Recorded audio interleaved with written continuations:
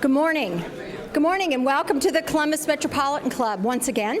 My name's Jane Scott and it's a privilege to serve as President and CEO of the Columbus Metropolitan Club and say welcome to all of you who are here in the room with me as well as those of you who are joining us online. We really appreciate you being with us today. So today's forum, the business of news, how it's generated, how it's distributed, and how it's consumed has changed exponentially in what seems like a very short time. And it keeps changing. What used to be 3 television networks and hundreds of hometown newspapers has morphed to hundreds of television broadcasters and sadly, very few hometown newspapers. And the amount of information that we are all consuming digitally through our various devices, well, I don't really have to tell you about that, do I? And that's one of the things we want to talk about today. I'll introduce the panelists by name and position, and you can find more about each of them in your forum flyer at the table or online if you're watching on TV. So let's welcome Alan D. Miller, the Executive Director of the Columbus Dispatch and Gannet, Ohio Regional Editor, and the big congratulations to the Dispatch as they celebrate their 150th anniversary on July 1.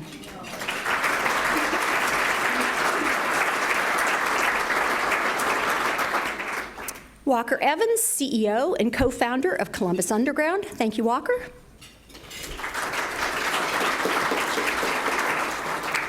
Denise Eck, who I have been told is the first female news director for WCMH NBC4. Denise.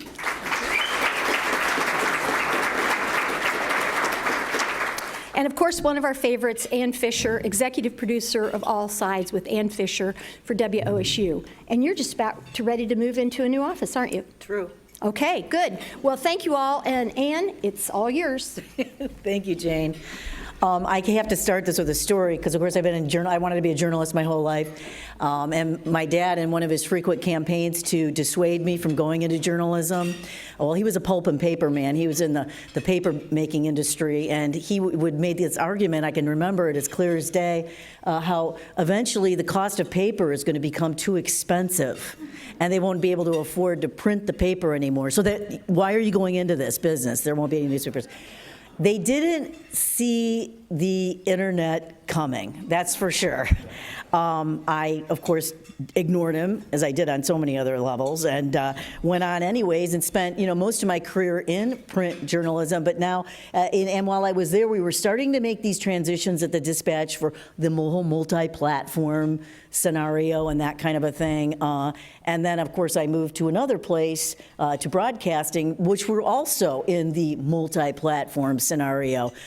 So there's a lot to talk about because it's not just changing one direction, it's creating all these new directions and then changing those. And if anyone's ever talked to me about the future of journalism, I've often referred to it as sort of a rope bridge across a chasm because of the internet, because of the changing scenario. The question is, will the business models that we erect to support good journalism survive as we, cross that bridge, or will it start to unravel? It's certainly frayed at the edges, right, Alan Miller? That's all he's saying. The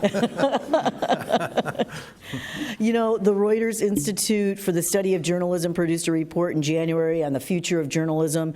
Obviously, the pandemic played a huge role in responses, and probably so did the politics of the day, right? It was a busy year last year. It was crazy. The report said that one unexpected byproduct of the pandemic seems to be a renewed confidence among journalists about the value of their product. I wanted to start off on a high note because a lot of times people say to me, it must be really hard to find people who want to be journalists anymore. And that is simply not the case. Alan Miller, what's your experience been? You're absolutely right. First, I want to say thank you all for being here today. It's great to see so many people in person and not on a Zoom meeting. But yeah, we have an intern program. We have for years, and the interns, the applications are as strong as ever. The interns we hire are high on the future and eager to work in this field. Like many of us in this business, they feel that it's a calling. I mean, what we do is a community service.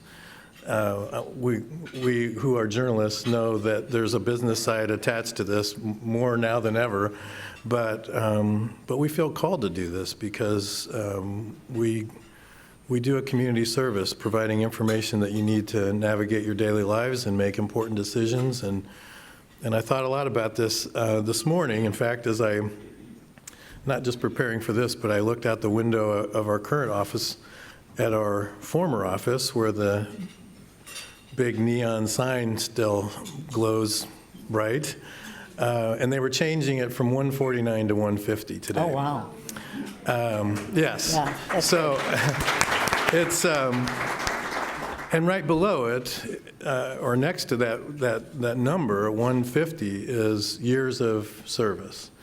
And we take that very seriously. And so do the members of the next generation of journalists that we're out there reporting facts and truth that people desperately need, more now perhaps than ever. I wanted to talk to all of you about just on that note, though. This past year, we saw our listenership go way up. I mean, people were glued to the TV. They were glued to the internet. They were glued, waiting for their paper to arrive in the morning, if that's what they do. They were on the radio. They were listening. They were checking in to find out what's going on locally. They were more plugged in, Denise. How did that affect your operation? Well, it came at us like an avalanche, for sure. And there was more news coming each day than we had newscasts. And so we added a newscast in, March, when the governor was starting to do those daily 2 o'clock ones, and it was April, May, June. Should we keep going? Should we keep going? Mm-hmm. That newscast never went away. And so it was sort of hopeful for me to see, pre-pandemic, you hear all of that, fake news, let's get it on our phone, let's go for, stuff that realigns with our political views versus news of the day. And you see when the big stuff happens, viewers come back to trusted news sources. But yeah, we continued to hire during that period and, never struggled for story ideas. Certainly not. Right. And what about you, Walker? Yeah, well, I want to mention too real quick, Columbus Underground is celebrating our 20-year anniversary, Wow. which we have. That's nothing compared to 150, but it's still a nice little milestone for our baby publication here at the table. But yeah, I mean, we never had any shortage of things to write about over the past year.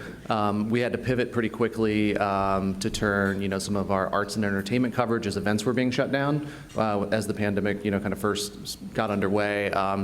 To covering, what's, DeWine's announcement this week. How do we distill this information? Putting together new email newsletters to kind of get almost this like PSA type information out to people and help keep them informed.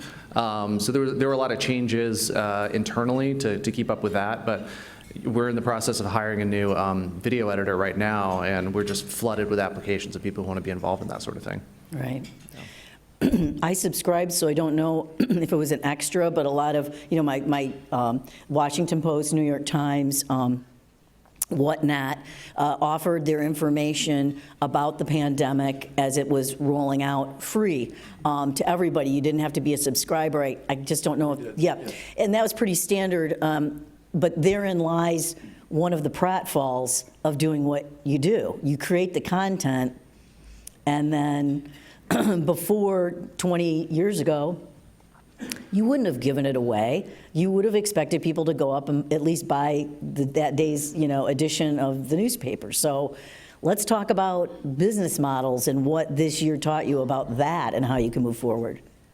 Well, it's been very gratifying to see that even when people were receiving it free, they see great value in the content that we provide, and they're willing to pay for it. And I thank all of you who subscribe. We can't do it without you. We need your support, all of us, to continue providing the news and information that you need, and they have. You have. I've seen. I know some of you've told me you've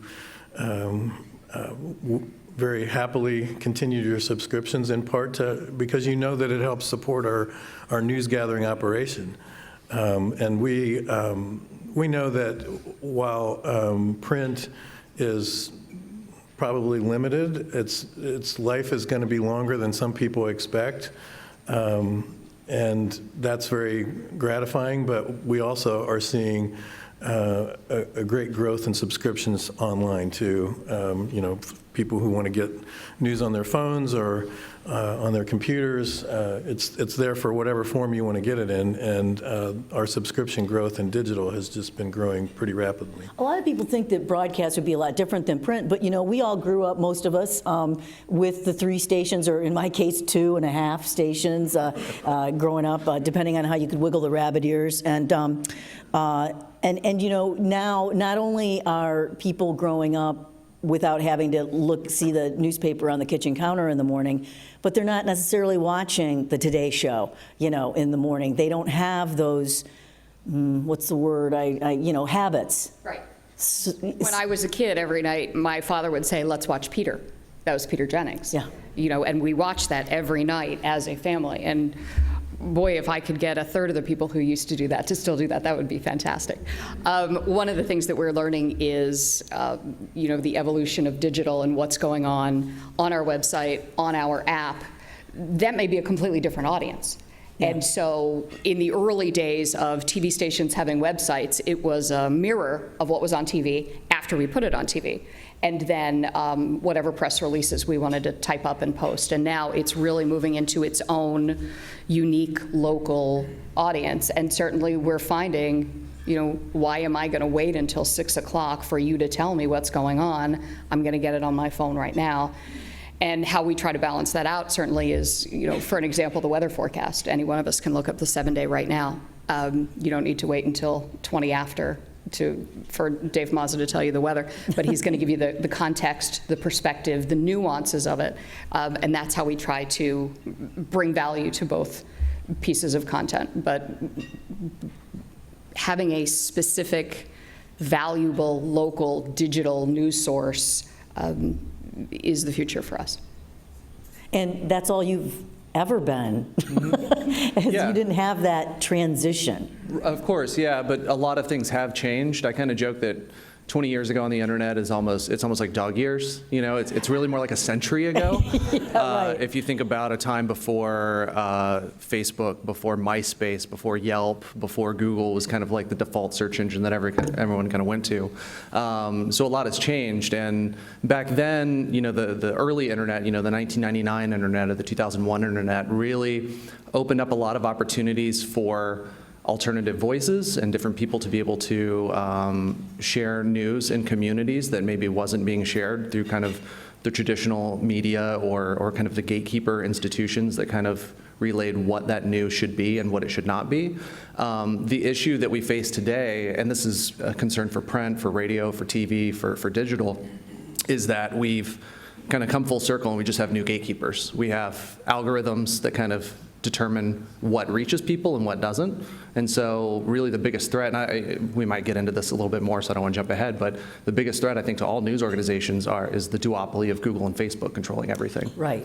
I mean, yeah. With Amazon in a near third place, it'll be more concerning in a couple of years. Right, because you're still out there producing the content, the valuable content, whether it's, it could be video, it could be audio, it could be print, whatever it is, it's the stuff that makes the world go around, really. And forget about subscribers. If you give it all away on Facebook, you're sunk. Right.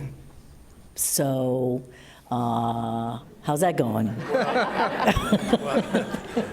I think that raises a really important point about not only for us to deal with, but for all of society, that there are forces at work here that we don't control, and the big tech and communication companies that do control it have a lot of power in that space. And as you all know, there's a lot of discussion about how that should be regulated and how they should behave when it comes to their relationship with us as news gatherers and providers. So some of this falls to all of us as people who care about facts and truth to make sure that that everybody's playing fair in the marketplace. And that really comes down to your home when we're talking about discerning what is credible information and where it comes from. I mean, I hear people, and I'm sure you do too, I say, why do I need to read the paper? I get it on the internet, or watch TV or whatever. The reality is that a lot of the news that's on the internet is not news. It's garbage, and that which is truthful and fact-based comes from one of us. We're the providers. And there are no Google reporters. There are no Yahoo report. Well, there might be a few, but generally speaking, we are the providers. So without knowing exactly where your news comes from, being a discerning reader, you may be getting it from one of our sources, which would be credible, or you may be getting it from someone who's trying to trick you.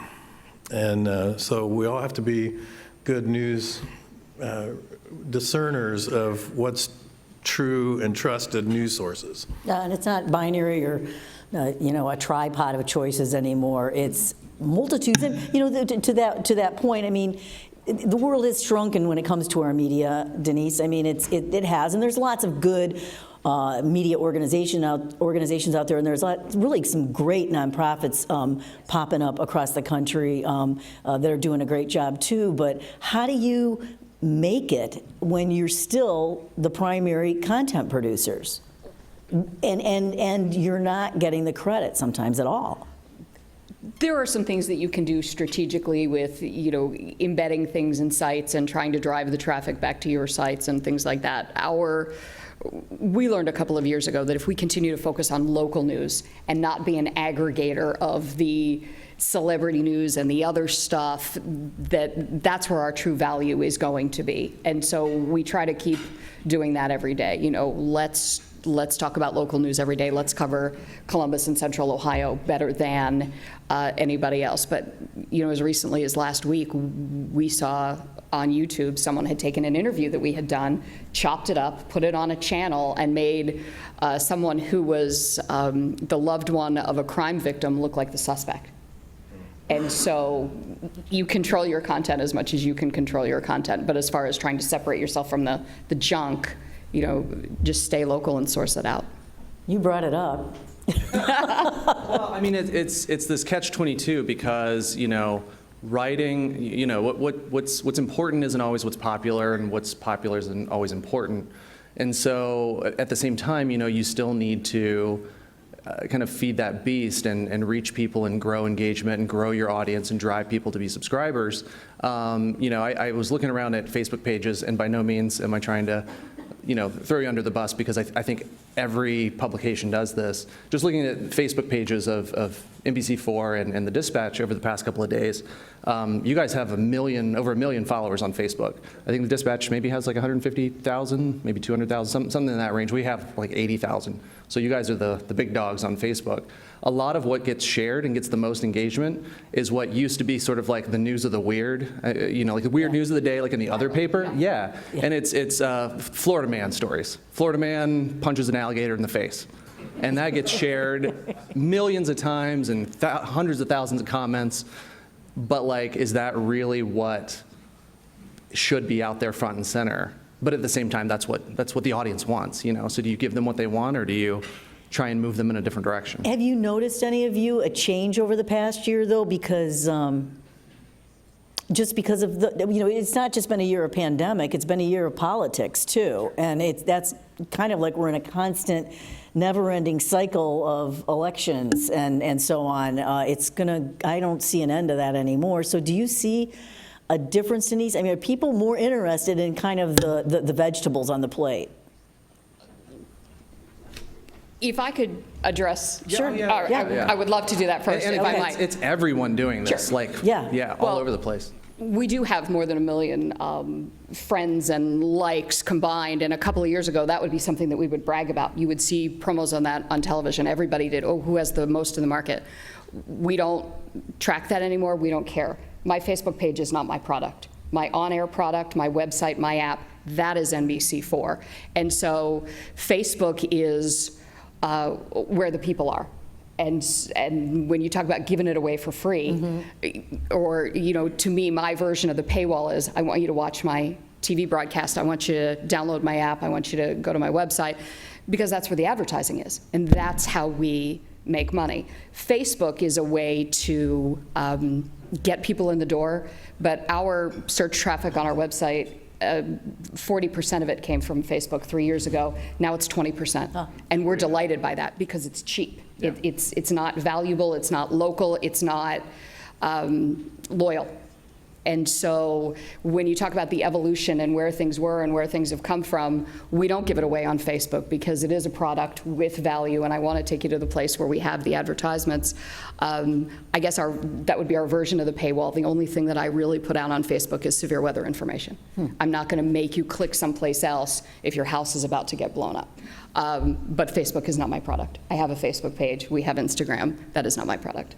Well, I'd say to your question, I don't think that it's necessarily changed all that much in the past year, but over time we have seen consistently that the stories that bring the most traffic to our website and now are producing new subscribers are those traditional enterprise investigative watchdog stories that have always been our bread and butter and provide the most value to our subscribers.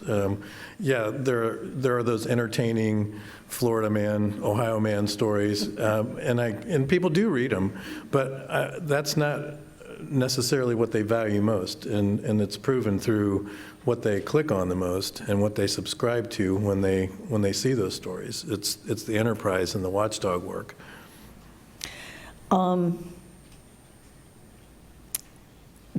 To the consumers and how they consume, Denise, you brought that up. Many argue that sustainable, independent media require a different approach supported by multiple revenue streams.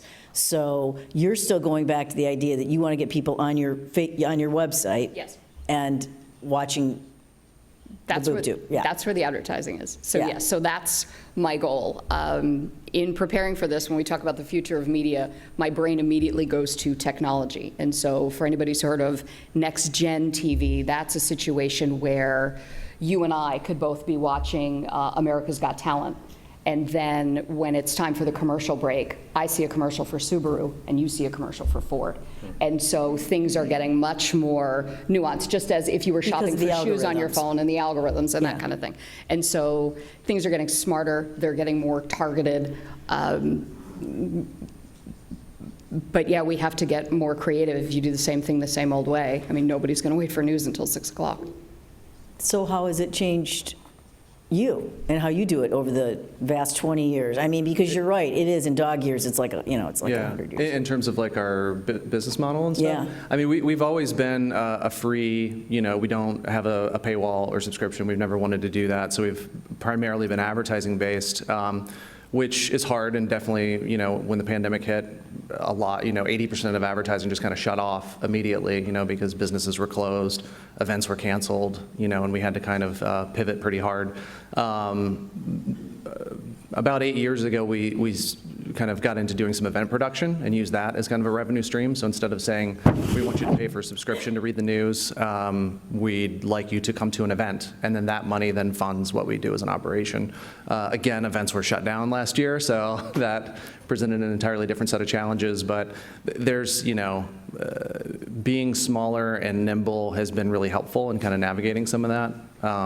For sure, but I mean, there's no easy answers, because again, I just looked at the stat for 2021, and 53% of all online advertising revenue goes to Google and Facebook. Those two companies have the lion's share of that, and it's only going to get smaller and smaller for every news organization. Again, print, digital, TV, radio. So what do you all envision happening to change that trajectory? Because that's not sustainable.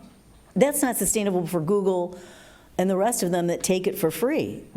you know, they need content. Well, in our part of the business, we've moved, advertising is still very important, and also part of the content of our paper. It's information for our readers, and we know that they appreciate that. But we've also realized, as Walker just pointed out, that the opportunities for advertising are far greater, the number of outlets and places that they can advertise. So we're looking at diversifying our income through seeking a strong subscriber base to make sure that we have income from people who value our work, as well as advertisers who also value the work and see it as an important way to reach customers. So we're diversifying in that sense, and it's working. Denise? For television, advertising isn't the number one way that we raise revenue anymore. Now it's retransmission fees, the fees that the cable company pays to my parent company to carry our signal, the fees that are paid back and forth between NBC. They're like right here with advertising revenue, and so that's been a big change over the last 15 or 20 years. Does it matter that so many of us have gone online for our, okay. Yeah. So that's changing too? Yes. And that's why you see, every so often on your favorite local station, tell Dish Network how much you value channel blah, blah, blah, because they're in a squabble. And those are high dollar negotiations, but that is, when you look big picture beyond Channel 4 and parent companies and things like that, that's a significant part of the business model. We can't stop without talking about a really obvious shift in the whole thing, and that is how we do the job, literally. Many have been forced into remote working situations. A lot of perhaps previously skeptical journalists, because they can be that way, found that they like working from home or on the road. They don't want to come back to the newsroom. We used to think, you had to be in a newsroom. We've learned the hard way. No, you don't. But what do you think is lost in the mix? And I imagine, Walker, that you were kind of had a lot of remote, people working remotely anyway. So yeah. Did it change much for you? We have a small team. There's about 10 of us in the office, and then another 15 or so kind of freelancers that mostly operate remotely. So it was a pretty easy shift to have people start working from home. We brought everybody back at the start of June when we hit 100% vaccinated at the office. But even then, we said we'd like to have everyone in person for meetings because we all hate Zoom at this point, and it's just so much nicer to talk to people in person. And then the rest of the week, kind of come and go as you please. If you need to get some serious stuff done or meet with someone in the office, do that. If you'd like to stay home for the day, you can do that. It's more about the job getting done than it is the physical location. Mm-hmm. But an increased level of flexibility maybe for you, Denise? Certainly. I miss the brainstorming, Yeah. the editorial meeting where you kind of riff off of each other, and so that was lost. But I think sometimes about if I was going to build a TV station from scratch, would I make people who lived in all these different parts of the community come to a building only to go out and cover those parts of the community? And so it may have impacted our reporters the least, since no news is ever really done in a newsroom. I want them out there. Right. But the camaraderie, the team building, the brainstorming, it's nice to have that back. I was just thinking of budget meetings we would have at the dispatch, and we would sit down and someone would say, oh, I've got this great idea, and half the room would say, who cares? And then 15 minutes later, you're still talking about it, and finally someone says, okay, we got a story. Because if you talk about something for 10 or 15 minutes, that means there must be something to write about too, right? Yes. Yeah. And we still held that meeting every day. Via Zoom. Via Zoom. And reporters and photographers in particular never stopped doing what they always do. They were out and about covering the community and talking to people through masks, but they were out doing what they always do. And so that really didn't change. But if I could, I think you've hit on an important point for the future of news, and that is, we've talked a lot about business, but the business is built on what we provide, and that is the news and information and storytelling. And For me personally, I think an important, perhaps the most important ingredient for the future of news is the fundamental, are the fundamentals of what we've always done: accurate and fair reporting, gumshoe, enterprising journalism, the news and information that you rely on. So we're gonna continue with the fundamentals, and the delivery systems and the business models may change, but that is at the core of what we do. You know, a big change in this has to do more with mergers and acquisitions than anything, is the merger of so many of the State House reporters under the Gannet flag.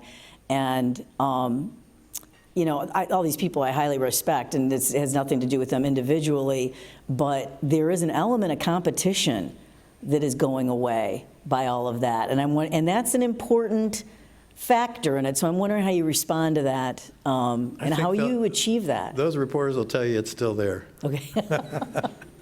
Okay. There may be fewer of them, but they don't feel the competition any less. And that is good for the business. We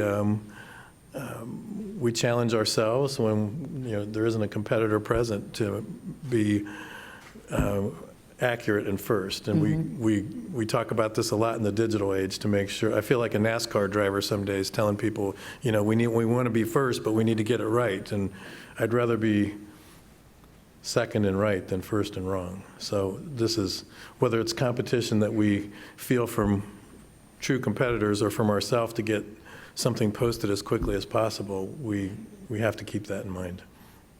Yeah, and Denise, you have the same thing, and you didn't start out with video, Walker. I mean, you've changed and transitioned to other modes to broaden your platforms.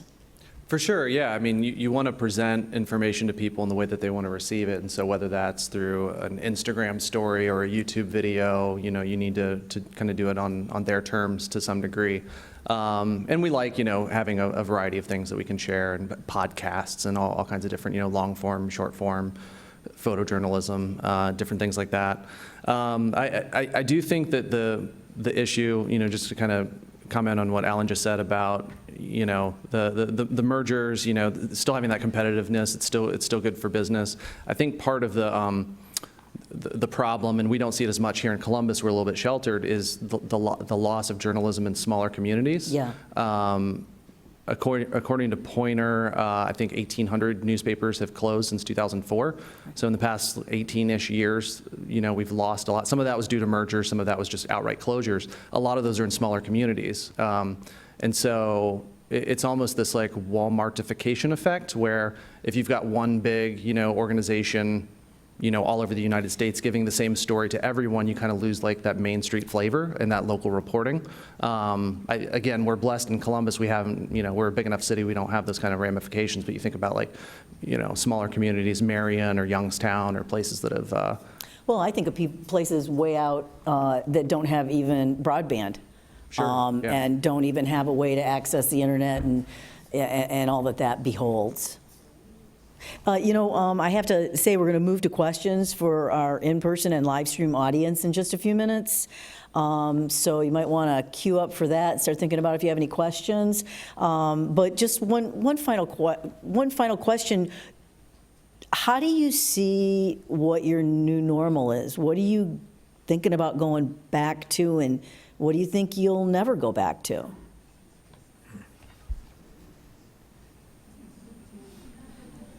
Well, I stumped the editor. If you're talking about back in the office, we're back. Everybody's not back? entirely. Okay.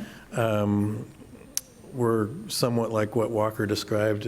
We reopened the office. Well, we've had a few people in the building this whole time, but we reopened it to everybody last Monday, and it's been, you know, not everybody in the office all day, every day. Some people have, you know, childcare issues that we're very sensitive to, or pandemic puppies that they need to take care of. They've never, their pets have never been without them. And we're being very flexible. And the reality is, we pivoted on a dime March a year ago, and we worked very well from home. I doubt that many of you saw a whole lot of difference in the news that we reported, because we were reporting from somewhere other than downtown Columbus. But I think the staff appreciates the flexibility, and so I don't know that we'll ever, if to your question, we'll ever go back to requiring everybody's in the office all day, every day. But does that translate into a shrinking a shrinking newsroom physically, necessarily down the road? Perhaps. I mean, it's possible, but not at this point. Denise? One of the things I'm kind of excited about is the audience's acceptance of Zoom. When I try to impress people, I tell them that I'm Colleen Marshall's boss. Hi, Colleen. And a couple of months ago, Colleen's done some amazing reporting on Alzheimer's.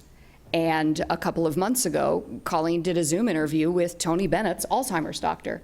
And she was on one of the coasts, and I don't think before Zoom we ever would have thought, let's try to get an interview with that doctor. And now we can talk to anybody, anywhere, about anything. And I think the audience's tolerance for the look and the audio of that has become really accepting over the last year. And so it feels like, from a content standpoint, we don't have limits. Oh, I want to interview this person, but he's out of town. Well, that's okay. Fire up a Zoom and have him, step out of his meeting, and let's talk to him there. And so it's... There's no escape. There's no escape. We will find you wherever you are. And so I think it's kind of exciting. And I wonder if everyone else feels the same way. I just look back, and I'm really proud and kind of amazed at what we were able to accomplish. Not only do I think that our audience not get cheated, but I think we rose to the occasion. I mean, I think about people, I had somebody doing weather in their basement, and every once in a while you'd see the puppy walk by, and whatever, we'd put that on our Facebook page. And so,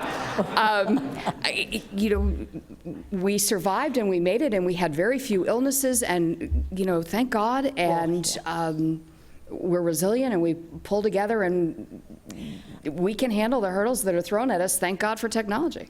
I wonder how much it humanized the business for people to see all of that. Yeah. Maybe. I hope so. Yeah. Knocked us down off our pedestal, but in a good way. I think one of the most interesting things over the next couple of years to see whether or not this happens is there's talk of legislation at the federal level to force these larger companies into doing some sort of revenue sharing with news publications here in America. Whether or not this happens is yet to be seen. Australia had something similar. I don't know how many people were following the story. It was back in January. Here in America, we were distracted with other things in January. So the Australian government said, Facebook, you have to enter into a revenue sharing agreement with news publications. And Facebook said no. They said, we're just going to ban all news from Facebook. And so there was about a month, mid-January to mid-February, where news was banned from Facebook in Australia. Local news, international news. No one could post it. No one could share it. It was a news void. Mm-hmm. And the Australian government balked and said, okay, Facebook, let's do this on your terms. And so now Facebook is in the process of entering into these agreements with news publications on their own terms. So they're the ones kind of setting how much revenue we're actually going to share. And it's going to be pennies the way that it always has been. It'll be interesting to see whether or not we're able to move forward with something like that in America and hold some of these companies accountable, and whether or not that's going to actually be a benefit to news organizations or not. Hi, I'm Lainey Cuthbert from CMC, and I'm curating some questions on live stream, so I'm going to ask on behalf of our live stream audience. Steve Swift asks, local is key. How do you plan to continue to maintain the local focus in the future while avoiding the perhaps highly demanded nationalization of news? And how do you maintain your reputation and audience? Well, for us, as I said earlier, local news is our bread and butter, and it's our franchise. And there are those who depend on us for some of their national and international news, but I think that is waning because that's ubiquitous. It's available in so many different places, but the local news that we provide is not available elsewhere. And we have worked very hard to maintain a strong news staff to provide that news, and that's what we'll continue to do. For us on the television side, it's, my reporters, the people who work in my newsroom, are assigned to local stories. And then when you look at the newscast, you will have things from NBC, the national bureau, or NBC stations around the country. But when someone says to me, hey, let's go do a story in Grove City getting reaction to the Supreme Court ruling about the cheerleader who didn't make the team, I'm going to say, let's let NBC do that. Nobody's going to cover city council, the new police chief, why didn't recycling get picked up? We need to stay focused on that, let the other guys do that. And we'll still, have a home for it on our platform, but given the resources that we have, we need to cover local. That's how we'll survive. I think one of the big things that was kind of brought to light last year was making sure that your definition of local is as inclusive as possible. So what's local to me as a 40-year-old white middle-class man might not serve our Somali community in a way that's meaningful. It might not serve a Latino community or a Black community here in Columbus. So making sure that we're attentive to their needs, but also hiring journalists that are reflective of those communities to tell those stories authentically and accurately and in an important way. I'm supposed to let everyone in the room know you can still get up and ask questions too. Right, because I skipped a This section. is not just my show. I was supposed to say it is CMC's tradition to take audience questions. Lainey Cuthbert of the Columbus Metropolitan Club is curating questions from the live stream audience. So please join her at the mic up there if you have a question. Sorry about that, folks. This question is for Mr. Miller. The Dispatch seems to frequently take a left-of-center approach to coverage as well as to its editorial views. Do you believe it's more important to engender public trust through impartiality or to advance a social, moral, or political agenda? If it's the latter, or even a combination of both, what benchmarks and parameters do you employ so that readers can expect objectivity from the Columbus Dispatch? Well, that's a lot. And the start of your question assumes a political position that we're not taking, left of center, right of center. The editorial page under the Wolf family ownership was clearly conservative and leaned Republican. When they sold the paper and we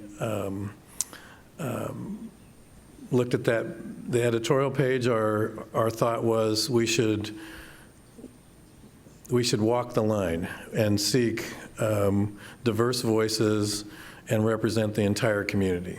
So while you may have seen something move to the left, I would say it moved from the right to the middle. And in our news coverage, we have worked very hard, and what you may be seeing or referring to, we've worked very hard to diversify our coverage. We have in the past done okay at that, but I think we're doing a lot better at representing the broad diversity of this community.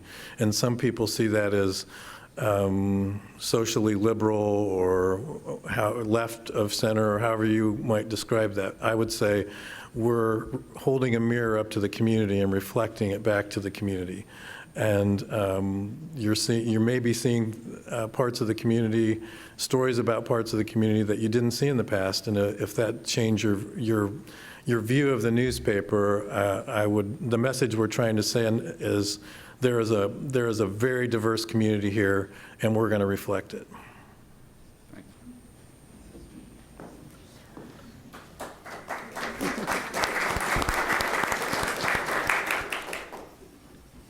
Considering that local news is the watchdog on local government, if it goes away, is there an alternative to take that responsibility?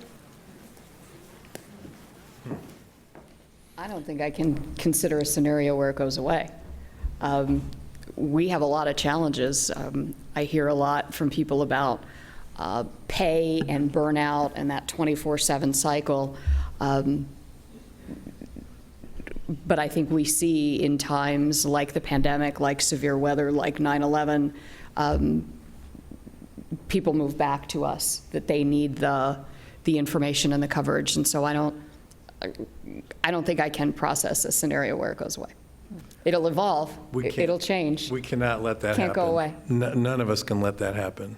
I was reading just before I came here a story from the Poynter Institute, which is a journalism, continuing education, and think tank institute in Florida. And one of their media writers was writing about the sale of the Chicago Tribune and presented a warning. The Tribune was sold to the Alden Group, a hedge fund, and this person quotes the former Tribune editor as tweeting out, "The scale of talent leaving the Chicago Tribune is staggering. Combined with January buyouts, a hedge fund's takeover is driving out irreplaceable experience.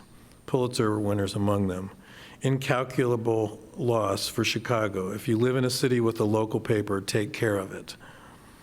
And another from a media writer in Chicago, "Make no mistake, Chicago's business and philanthropic communities allowed this to happen to a vital public trust despite pleas from many quarters. Epic fail."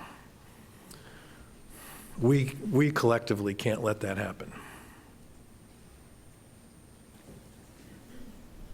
I'd like to thank all of you for being here. I'm a consumer of news, like all of us in the room. And a former I was gonna reporter say. as well. well, but now I'm a consumer of news. So, but Alan, when you were asked a rhetorical question about why you should subscribe to the newspaper, I thought I'd give you an individual answer. And the answers are Bill Bush and Anna Staver. Bush for shining light on City Hall for the last couple of years. His articles are really top-notch. And Staver, I'm sure that the State House crew, the State House reporters, dive through the state budget, but the legislature's budget has ballooned to more than 3,000 pages.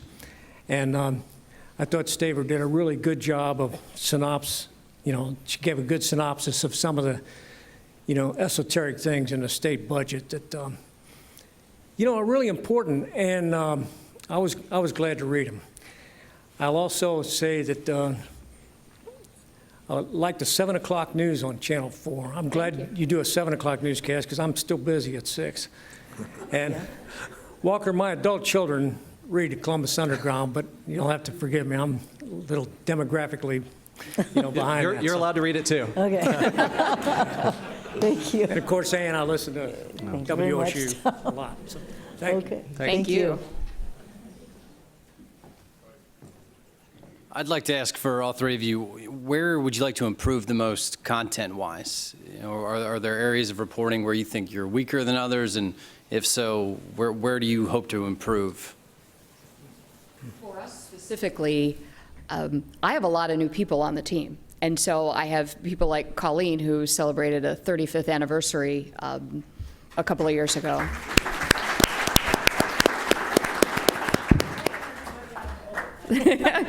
She started when she was a toddler. And I have people who are really new to the community. And so it takes time to develop sources and find story ideas and understand what's important to the community. And so what we're trying to do internally is cultivate a culture where more people will want to stick around long-term, which allows us the time to meet people and hear concerns and do things like that. So to me, that's the biggie, is getting people to get their roots into the community. Great journalists, outstanding talent, a lot of them new to the team. Similar, we have been working over the past year to, as I mentioned earlier, better represent the entire community. One of the ways we're doing that is being very strategic in who we hire and where we place them in terms of their beats. To a point Walker made earlier, we hired through the Report for America program. I'm not sure if all of you are familiar with that. It's sort of like Teach for America, but helps place reporters in newsrooms across the country. And we now have 2 Report for America reporters in our newsroom. That program pays for part of their salary. We pay for part, and we ask the community, that program requires this. We ask the community to also help support their reporting to, again, help instill in readers the value of the work that reporters are doing every day. So one of those Report for America reporters is now covering rural Ohio, which we recognized as an underserved part of our state. And so Kaylee Doyle is writing about issues and trends and hardships and all sorts of aspects of life in rural Ohio. And we just hired another reporter, Yulin Chang, who is focused on reporting on new Americans, refugees, and immigrants in our community. And those are very large populations, and we've written, Danae King has written a lot about them, and now we want to move from writing about them to writing for them. We want them to read, we want them to feel that the Dispatch and Dispatch.com are their news sources, and to do that, we have to make sure that they see themselves in our publications. So those are areas that we're going to work on.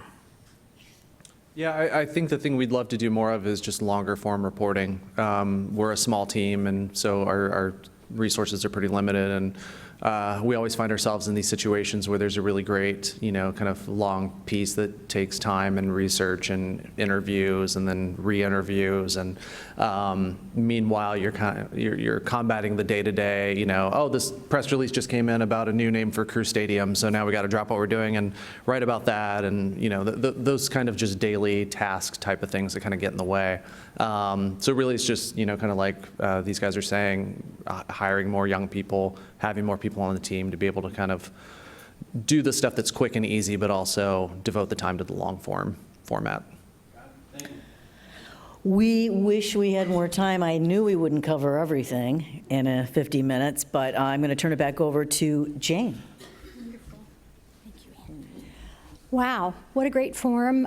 Heard a lot of important comments, accurate, fair reporting, the fundamentals. Just keep at it.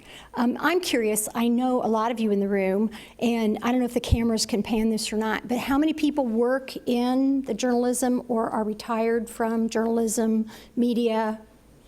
Yeah, well, thank you for all you do. Truly, thank you for all you do. I hope you found this forum as rewarding as I did and as interesting. Make plans now to join us next week at the Metropolitan Club, either in person or online. We're going to look at Events Are Back, the impact on the economy and the social scene. Our thanks to the Emergency Response Fund of the Columbus Foundation and the Columbus Dispatch and PNC for supporting our live stream. And I also want to thank the Dispatch for some additional coverage, some additional support for this particular forum, and happy 150th. How often do you get to say that? That's pretty cool. And thank you to those of you who purchased virtual seats. Our special appreciation to our speakers, once again, Alan Miller, Walker Evans, and congratulations on your 20th, Walker, Denise Eck, and our host, Ann Fisher. And thank you all for joining us. It means a great deal to have you here in the room with us, and those of you who are watching on camera. We absolutely could not have a program like this without you, so we hope you'll join us next week to continue the community conversation.